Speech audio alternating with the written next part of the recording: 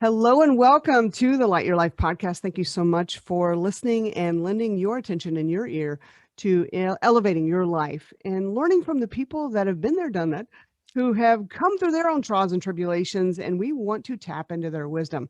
Today is the beautiful day where we get to meet with an amazing soul who has helped elevate a brand that you have probably heard of. It's Profit First. We're going to be talking today about your profits and why you need to focus on profits, systems, and the balance of entrepreneurial work life. What you're going to learn today is our guest's experience. I'm going to ask him some hard questions. Tell us about your life and where have you applied these principles, these systems, and who have you helped? Because you're going to learn from Ron. Let me tell you about Ron Saharyan. Yep, that's good. I did good, right? Yep. Saharyan.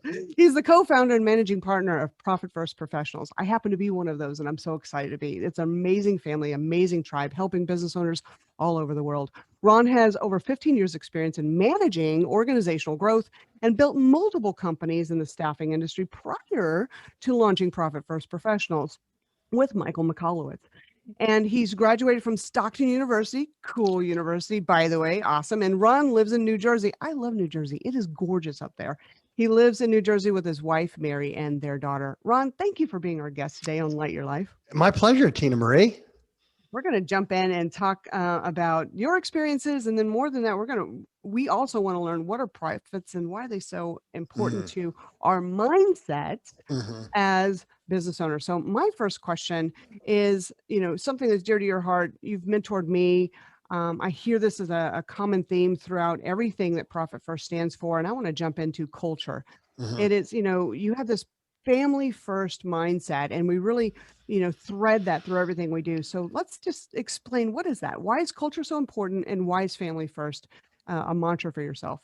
Yeah, because I made a lot of mistakes early on when I was growing my career in the staffing business. I was a jerk of a manager. I was a jerk of a boss. And, I didn't have kids at the time. I didn't have pets at the time. But I was young, full of energy, and really just was all about the results. Right. And unfortunately, our turnover of employees was high, but the results were still good. And then as I started to mature and grow through businesses a little bit, my perspective certainly changed. And, it's when I had the opportunity to start this with Mike, was about 7 years ago. There you go. There you go. A lot going on. Yep. And I just had a baby 4 years prior to starting with Mike. And I was working in New York City, and the boss was kind of cool, kind of okay. But I always had to be there, and it was tough traveling from New York to New Jersey. And I found myself after the first 4 years missing a lot of my daughter and my wife. I was working, Monday through Friday, get up at 6 a.m., go into the city, get home around 6 p.m., 7 o'clock. And so while I was making really good money because it was results driven, I was missing, and I was noticing that my relationship with my wife and my daughter were becoming strained and distant. And I was like, notice, by the way, way to notice. There's so many people that don't. We get on that hamster wheel and we think we're successful and we're doing what we're supposed to do. And we think that ultimately the family's going to be happy if we're making the money. But there's something inside of you that said, this isn't right. No, it wasn't right. And I could see it. And there's little tips that, if your child is saying, oh, is daddy, can I talk to daddy? Right. Hey, can I play? Hey, if your significant other say, hey, let him decompress a little while, I was coming home angry, if you will, but also exhausted. And so, when Mike and I decided to do this, he was a workaholic. All right. I decided. We all can be, right? We all can get there. Yeah. And so as I was growing that other business and working in New York, I realized that, okay, there's something more out there. It's more than, what I'm doing now. And Mike offered me the opportunity to co-found this business with him. I jumped right at it. Wow. And one of the reasons why I did it is because I wanted to get back those lost years. And Mhm. so, I designed my day that I would be taking my daughter to school. I would be able to go to anything that she had, a recital or this or that, and I pick her up from school. And so when I was doing that, it was just me and Mike. Mhm. Then we started to hire. I said, you know what? That we got to have family first. It's more important. It's more important now. And so that's why we've created, I'd like to say a fusion of work and personal life. And Yeah. so that fusion, creates a great culture of more happy and productive people. Yeah. There's a great quote that I love. It's success without fulfillment is the ultimate failure. Yeah. And you're talking about fulfillment. Yeah. There's something missing out there. I mean, I love coaching. I love helping. I love helping people become very successful. But my mantra was back in the day, if you work for me, you will make more money than you've ever made before in your life. Is Yeah. it going to be easy? No way. Right? It's going to Right. be difficult, but if your goal is to make money, you're at the right spot. Right. Okay. And that it shouldn't be that way. It Yeah. should be more like, hey, if you want, here's a great place. You have so much autonomy, you have flexibility, but you have to get after it. You have to do the job to get paid. Right. Right. And so, that has really helped out a lot. That's awesome. I come from project management and overseeing large systems deployments. And I know we're going to talk about systems. Agile waterfall. Yeah, I Any of love the? systems. What's great, what I learned, I mean, some things you get programmed with in Yep. project management. One was that work fills time. So whatever the Mm, time you allot for a project, work will inevitably fill that amount of space. And as an entrepreneur, what I've learned is if we set healthy boundaries for ourselves and make our core values, our family part of our commitment in our work week or in our business growth, and we minimize the time. Let's minimize the time that we want to create the results in.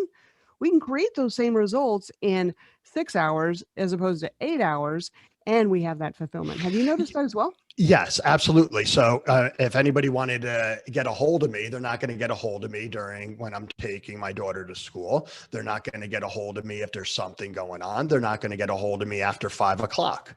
Right. And so, I do set those boundaries and, I adhere to them. I do a very good job of putting my cell phone down when I get home. Good Right. job. The business that I'm in, it's not brain surgery or heart surgery. There's nothing that is happening, with a member that most likely can't be discussed the following day. Right. I'm not saying blowing it off, but if it's a 911 and a member of Tina Marie, you're freaking out. Yeah, I'm going to hop on the phone and call you back. But there's no need to necessarily respond within a 24 hour instantly. Right. Mhm. Because one, you're setting the proper expectations. Exactly. Improper expectations. People are always going to expect you to operate that. So now people, set your boundaries, adhere to them, right? And that way you're setting the proper tone and also the proper kind of working relationship when you're available, when you're not. It's like, these are the no-go times. The people, and you just keep doing that. Yeah, we train people on how to treat us, right? Yeah, absolutely. Awesome. And so that's wonderful segue into training our business, right? We get Mm-hmm. to train our business. And the first place we start is training our own mindset as business owners and entrepreneurs on how to be with our money. So if we Mm-hmm. just move the mindset away from being with our family, which is awesome, if we use that same, theory that you're saying here, and the approach is that, as business owners, let's train our mind in how we view our money coming into the cash flow. And you have a beautiful system. I love, love, love it. And it's profit first. So what is profit first, Ron? Yeah, so Profit First is a book and a cash flow methodology.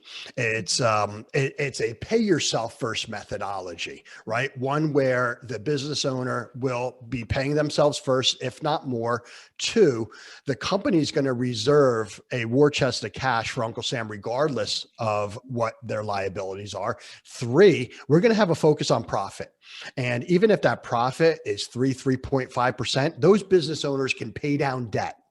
They can celebrate the health of the company, or they can hire, right? And so this is a system, a front windshield approach, if you will, on how to allocate and properly utilize your money. Mm-hmm.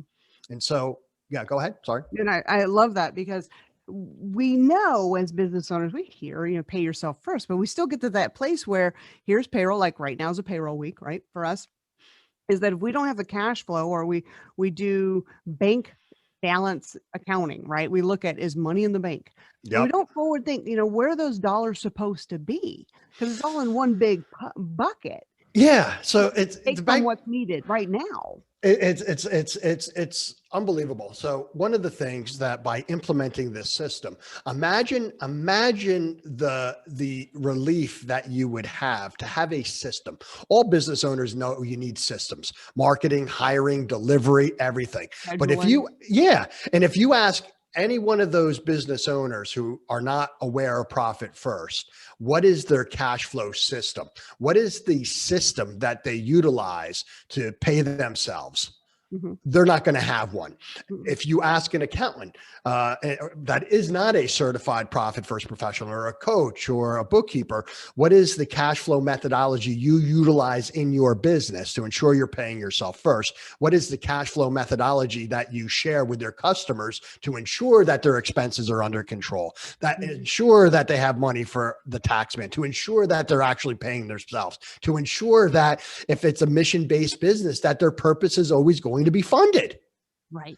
They don't have it. And they'll say, well, we sell, we manage our expenses and whatever is left over. Right. Anybody says that, run for the hills, because wouldn't you? It doesn't work. Yeah, it doesn't work. It works very little, right? But it's a historical what happened. How great would it be to be in a business where you know that you have this system, right? The system that is going to tell you what to do with your cash and how to do it. Next is, how empowering is it to be able to move the money in a way where you're under control and you're allocating this, right? And then how great is it to know that because of this system, you are going to be getting a profit distribution quarterly, and your payroll is going to be covered. I mean, how much easier would it be to sleep at night? It is awesome. It does take amazing amount of stress off the business owner, so you can literally move into that creative space. You can have more presence with your team, more presence with your customers. You can build a better culture. I mean, one of the things is that, we have two profit sharing components here at Profit First. We have great PTO available at Profit First. We have so much of this benefits, and how we can do that is by purposefully making sure that those things that are important to Mike and I are properly funded. Right.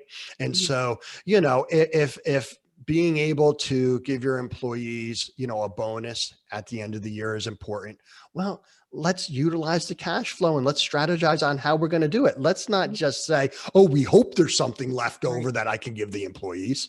Yeah. Being high on hopium does not work. No, either does a sit back and let's see if they come to us. Right. Strategy work.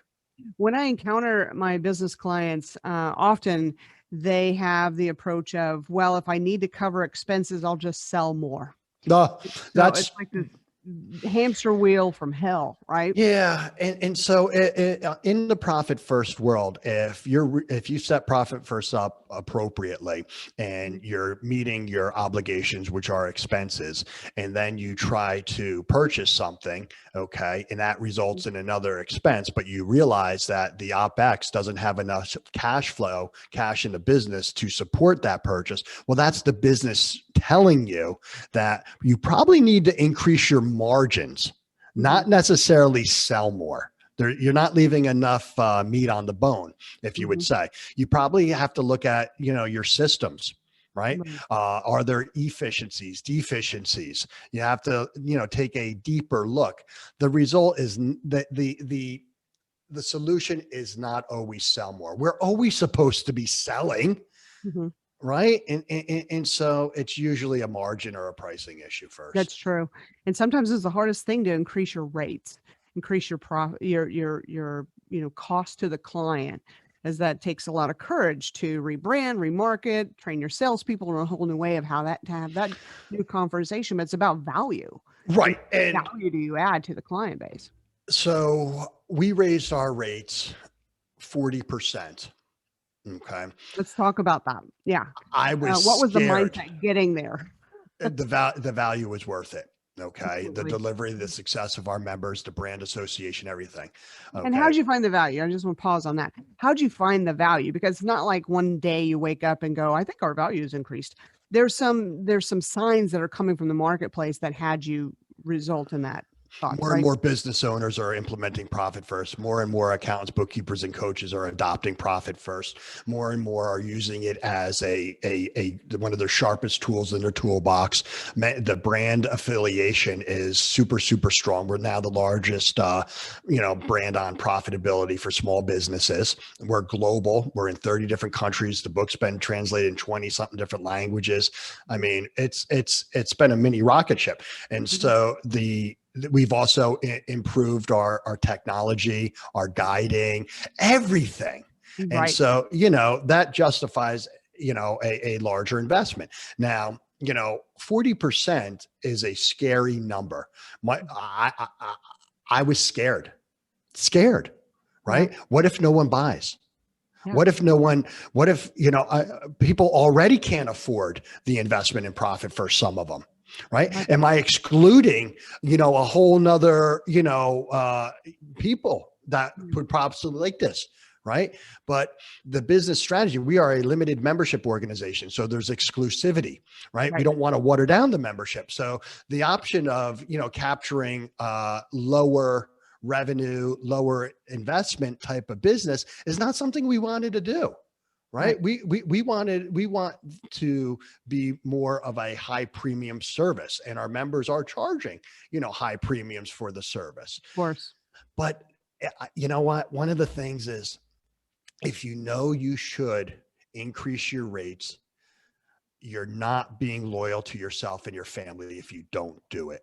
Right. You're not being loyal to your staff, to your culture, right? Because they want to be a part of something. They want to be a part of the history, from working in the basement to where we are now, to know that, we're improving, we're growing. They want to have pride in what they're doing, right? Yeah. You want employee pride. And it creates respect. It Mhm. creates, respect internally back to its own brand. It creates respect among the peers and the coaches that you've gathered to promote and, distribute the brand. So definitely, I understand that one. I work with a doctor, a physician, and she's a chiropractor, and she definitely needs to increase her rates. And the story we tell ourselves whenever we're at that increase your rate value proposition is, I don't want to alienate any of my current clients. I don't want to um, push people away, because we're all service people, heart people, Yep. right? And what we've said is that you will bring in more value to those people that you're going to be serving, so they can serve more Right. outside your office. So I look at building a company through the lens of restaurants. So in my world, there's three types of restaurants. There's fast food, mom, pa, fine dining. Each one of them serves meat with bread around it and call it a burger. Each one is a great business model. However, how you build, support, and market those business models are totally different, right? Completely. Yes. One Mhm. uses price attraction, 99-cent burgers. One uses price discrimination, $60 burgers. And they both put their menus and their pricing on their windows, Mhm. right? Then you have in the middle. So if you do want to serve everybody, okay, Great. Well, guess what? You're going to have tons of systems. You're going to have stack it high, let it fly. You're not going to be necessarily able to do the type of consultative work. If you want to be consultative, it's going to be more of a transaction type of business. Right. So if the chiropractor wants to serve multiple, people, okay, Mhm. well, they're going to have a revolving door. Right. They're going to have more staff. They're going to have to they're not going to be able to devote the individual attention that they probably would like to. Right. They're not going to be overly familiar with their patients like he probably wants to. Right. And so one of the things is we need to be in congruence of who we want to serve, what our lifestyle wants to be, and what we're going to price. So if she wants to be $1 million, okay, and say a year of service, okay, chiropractic is 5,000. Well, she's going to need almost 200 customers Yeah. to hit that. And new customers each year. Yes. Yeah. Yeah. So, I get it. And I love the math of business. So often business owners don't take the pause to really look at their numbers and their KPIs. What could you speak of toward that? I know coming from the recruiting business, you had a lot of KPIs to meet. Yeah. What Good memory. Wow. What KPIs are the most important for business owners besides profits, of course, but if they've got to look at other things to dial in on the health of their company? Yeah. So, one of the things is knowing what product or service is most profitable. Really knowing that, understanding, for us, attrition, Mhm. new members, Right. right? But also, the data of our members, how successful are they with the program? Knowing our marketing systems, right? What is the return we're getting on our marketing efforts? And you get feedback. How often do you guys build in feedback loops to understand the health of that marketplace? Regularly. Mhm. So, internally we have quarterly meetings, Mhm. but we're always polling our members for their advice, for their suggestions. We're always asking, what can we do better? How can we keep you here? Right. Mhm. And so, we take that feedback and then we strategize and we create programs and products or enhance our services to meet the needs of our current customers, which in turn actually makes the recruitment of new members that much easier, Yeah. because the new people coming on in are getting the benefits of everything that the legacy members did not have, but now have because of their feedback. That's awesome. Feedback is very important to business owners. We must create those feedback loops and have the courage to ask the hard questions to our client base. I appreciate when any business owner gives us a call and they say, hey, unfortunately, I had a situation with a profit first professional and I'd like to bring it to your attention. Mhm. Awesome. Thank you so much. You know what? There's no way we are going to get better, or one of our members is going to get better without knowing that. And that's a difficult thing for a business owner to do, to reach out business owner to business owner.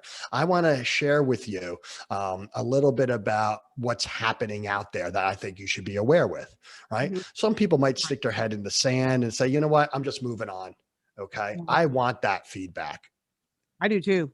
We Yeah. ask for feedback all the time because we can only improve from that feedback. And if we have an unhappy customer, we need to know. We need to know sooner than later, right? Right. There's another thing that I put in place because I watched you do this. You're a master of this, and I wanted to share this with our audience. It's stand-up huddles. Uh, Oh, love the huddles. You do? So you're a master at it. And so many times our business owners will say, yeah, I meet with my team like once every 2 weeks, or I meet with my team maybe once a week. But I'm like, no, you got to huddle with them because it circles right back to that family feel and those core values and having our team feel part of something that they're building. Could you share the secrets of your stand-up huddles? Absolutely. I love the huddles and they're strategic for myself and Mike. One of them, it's an accountability huddle. Okay. So we have our morning huddle at 9:01 every day. It's on Zoom. Okay, Mhm. now cameras on, Mhm. no matter what. Okay. And then what we do is one by one, we go around the room, and it's only about 2 minutes, maybe max, Yeah. right? It said, okay, how was your day yesterday, Ron? I had a great day yesterday. I was able to, get some work done doing this, and that. Okay. Did you get your big one done? So Mhm. we declare what a big one is the day before. And so my big one today was to crush the podcast with Tina Marie, right? Yeah. So that was my big one today. Then we have a component that says, who affected you positively? Who would you like to shout out? Right. And so we shout, oh, you know what? I'm going to shout out Erin. She ran down those recycling. It was awesome. It was great. Or, hey, I want to shout out Billy Ann. She really tweaked the system for me. And it feels good. Then the next component is personal update. What you got going on in your world? Right. Mhm. And so tomorrow morning, the conversation, when it's my turn, they're going to say, all right, Ron, how was your day? Oh, it was a great day yesterday. Yeah, I felt, I talked to Tina, and hopefully she feels I crushed it. Okay, awesome. What's your big one today? Well, I have to get back to reviewing candidates. Okay, personal update. I'm tired of cleaning up my puppy pee. Right. I got a puppy. It keeps peeing all over my floors. I've never cleaned my floors so much in a 6-month period than I had all my whole life. Yeah. Right. Crate the puppy. Yeah, he is. But here's the Jedi stuff that happens there. In the huddle. One, in the huddle. One, everybody's contributing. Two, people are saying nice things about each other. And what we do, whoever gets the most shout outs at the end of the day at the end of the meeting gets to spin a prize wheel. And the prize wheel on there has a bunch of different things. We have a money jar. We put $1 in the jar every day. If you land on the money jar, you get the money. We have put $10 in the money jar. We have compliment circle. We have do fireworks. We have show and tell. We have, all sorts of fun things that we're doing at these huddles. And knowing a little bit about what's going on personally helps each other, because there's been times where, hey, I got to take my mom or my father to the hospital. Hey, my daughter's sick. Hey, I got to take the dog to the cardiologist. Hey, you got to do that.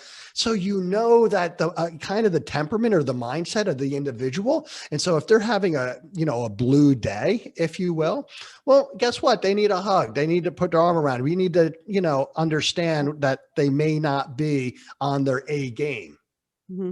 It's so And true. it's And all you do it standing up, which we is, so are they still doing it standing up through Zoom? No, they're not doing the same. But here's the thing. If they don't do what they say they're going to do as their big one, there is a punishment. Right. And so the punishment for me is, if I don't do what I say I'm going to do, I owe 25 push-ups. Ooh, Right. And so I could do it.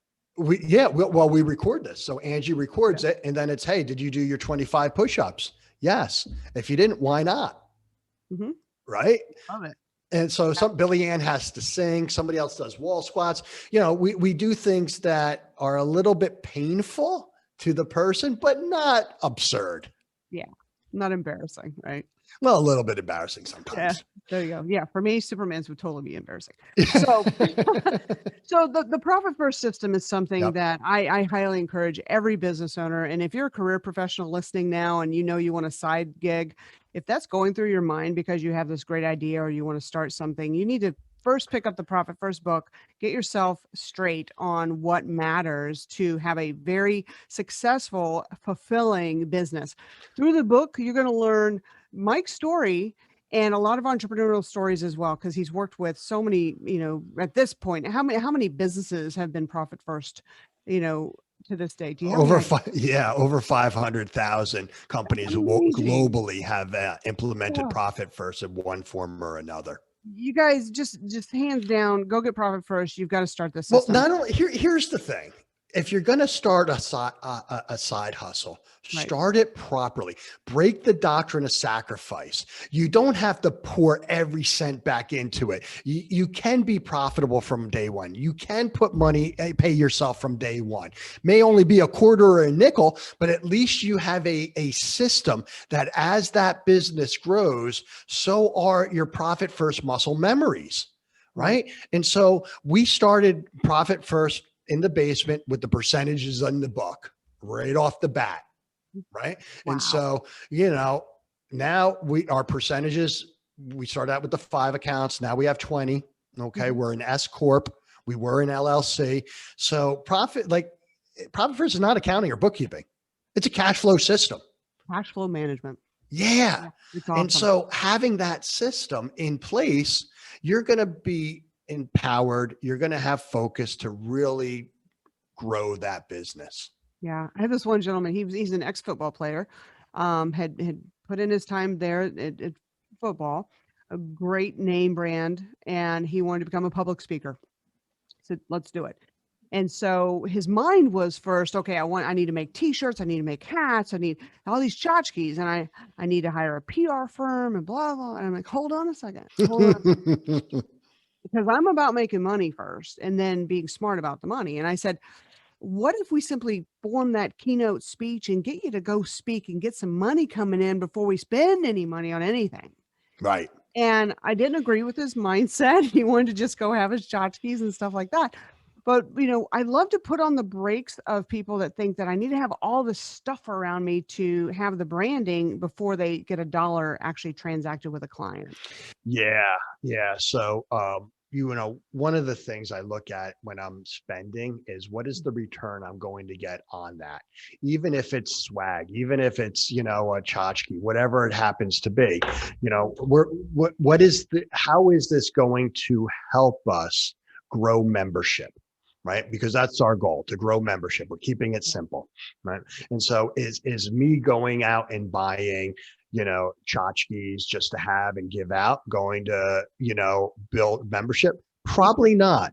But will a targeted approach to the accounting, bookkeeping, and coaching firms that we want to create an email campaign, a delivery of a wow box, a follow-up campaign, have a budget set for that, implement that program, let her rip, and then see what happens and then we're measuring it. If it works out, yeah, if we get a couple of members from that, awesome. If we get more than a couple, I'm doubling down big time. That 10,000 is going to be 20,000, right? And so it's more of a targeted approach versus I just want to have so many shirts, so many squeeze balls, so many this that I can just, throw my brand out there. Okay. So people see the brand awareness. They're not. Your brand is small. Mm-hmm. It's a waste of money. Okay. Right. You don't need to be doing all of that yet. Grow your business, grow your brand, grow your products or services. And then strategically, once you get tractions, allocate money into a marketing account. Right. There you go. And then the money, as you allocate a percentage of the revenues into that marketing account, the only thing you can do with that marketing account is spend money on marketing. There you go. And then you measure that spend, right? Brilliant, brilliant system. I love it. And so what is a Profit First coach and how can someone become one? Yeah. So a Profit First coach is an expert in Profit First. They are living the Profit First lifestyle, meaning they're implementing it in their business. They're experiencing it in their business. They've gone through certification and they're equipped to effectively and efficiently architect the cash flow in anyone's business to not only eliminate the pains, but to achieve the wants, right? And so the book is a great book, but it's only a tip of the iceberg. The Profit First coach is everything under the water. Right. They're able to utilize the craftsman tools of the trade, go off script, if you will. Yeah. And so if anybody's interested in learning a little bit more to see whether they're a fit or not, all they have to do is go to profitfirstprofessionals.com, click on the top. It says, become certified, watch those videos, apply if you think it's a match. And then there's a deposit because we only want to talk to those that are dead serious. Leave your deposit and then you'll be scheduled to talk to me. There you go. And I got to talk to you and I love it. And here I am. We love our Profit First professional tribe and the businesses that we get to help through Profit First. It's the first book I give people. It's like, in fact, I'm out. I'm like, I talked to Ryan, my assistant this morning. Where's our Profit First books? We gave the last one that we had in stock out on Monday. So I'm like, okay, you need to reorder. So one of the things is if you pay attention online, sometimes, well, I saw that Profit First. We don't own, we have to buy books and stuff, right? Penguin owns the rights to it. Mhm. And so I saw the Kindle was being sold for like 99 cents or $1.99. I bought 1,000 of them. Oh, and just hand them, send them Yeah. to your clients. Yeah. Because guess what? 1,000 books is a lot more. Yeah. It's a lot more. A lot more, a lot more. So, I mean, spending, actually, I don't think we got 1,000. I think we got 100 or 250 or something like that. And that'll last us a year and a half. That's Right. awesome. But look at that cost savings versus 250 books at, $14 to $20. Mhm. Yeah. Versus $1.99. Thank you so much. I'll do it. I like the Audible personally. I'm an Audible person. I love hearing Mike talk. He speaks his own book. It's awesome. It's hilarious. And you I get more know. material in the Audible that's actually in the book. That's not in the book. Yeah, the Audible is still at rack rate. The Really Audible. If you like listening to books, listen to Mike. He's one of the only authors that articulates his own, and he goes off script, and he's funny, and there's a lot of stuff in there that isn't going to be in the book. There you go. I have loved our time together today. You helped us come full circle of the core values, right? Mhm. Of why we need to pay attention to the financial responsibility and the cash flow management of our companies, and an easy way to do it through profit first. And I love that you are sidelined to Mike. You guys are such a great pair, great energy. In your background, people that are listening to the Audible, you can't hear this, you can't see this, but I want to tell you what I'm looking at. It seems as though you like baseball. Yeah, I like all sports, Yeah. So I've got baseball, lacrosse, football. I got car racing, a big car Oh wow, guy. that's so good. I got some McQueen, I love it. yeah, all sorts Tell of me what, crazy because stuff. I saw that you guys made those were they the license plates? But Yes. what's the SPE stand for in that? What's it say? Because I can't read the little letters. So it says S minus P Of equals course. E, right? Sales minus profit. So Profits here, are so this is expensive. what I want to leave your audience with Mhm. is that,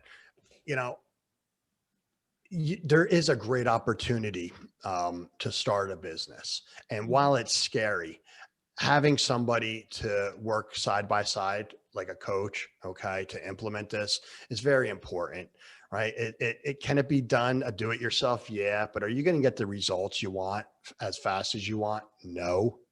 But also realize that even though we're saying profit first, take your profit first, our formula sales minus profit, that capital P is representative of paying yourself, having money for tax, having a profit, purpose, and security. We advocate every business should have, and household should have, a minimum of 3 to 6 months of core capital available at all times in case, I don't know, a pandemic breaks out. Yeah. Who knows, right? Right. So thank you, Tina Marie. It's been an absolute pleasure. Thank you, Ron. You are a jewel, and keep going and bringing more members in. I'm here to support. Awesome. Thank you very much. Thank you for listening to Light Your Life. Tune in and subscribe to our podcast so you can learn from those people that have been there, done that. They're going to share their experience and wisdom with you to help you take your life to the next level. Until next time, it's been Tina Marie. Talk to you soon.